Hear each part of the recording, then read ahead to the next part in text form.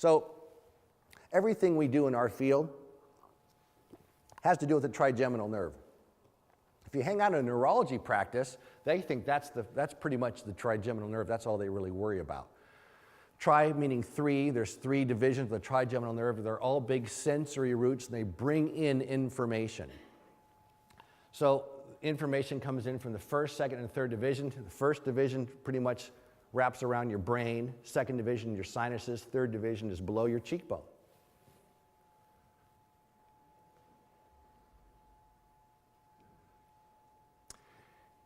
If you could do that fantastic voyage thing and travel deep into the trigeminal nerve and sort of look at it, you'd notice something else was happening in there.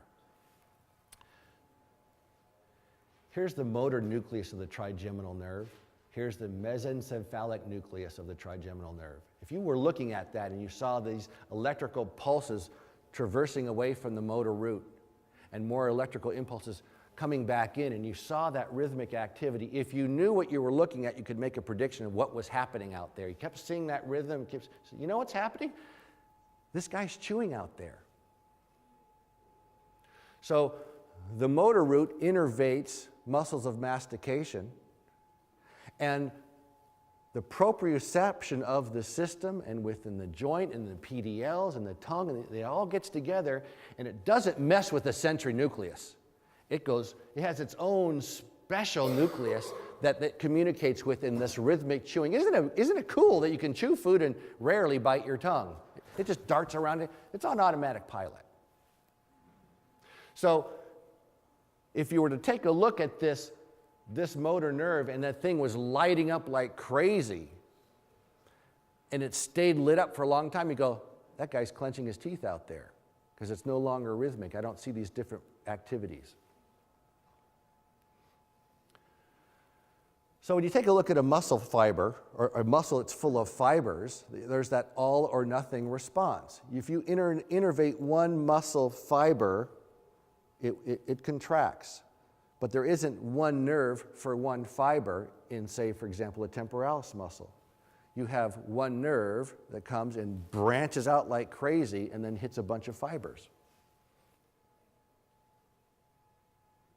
So one motor neuron will innervate several fibers.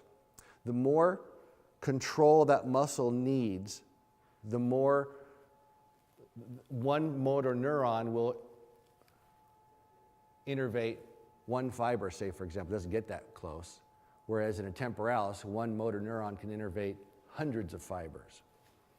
So when you get a multiple neuron activity, you get this higher EMG reading. It's because more fibers are being innervated. That's how this overall power of the muscle is increased.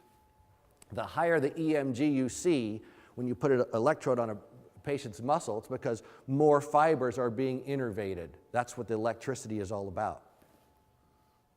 If you want to, when one motor neuron recruits multiple fibers. When one motor neuron recruits two fibers, that's like a muscle of speech, very delicate. If one neuron, for example, the temporalis, one neuron innervates hundreds of fibers. Sort of like if I want to send one fax, I want it to go to everybody. One fax machine can get a whole bunch. Or I said, no, each guy gets to have their own special information. I got to send out 200 faxes. Forget it. I want one big honking fax because it's just one big activity.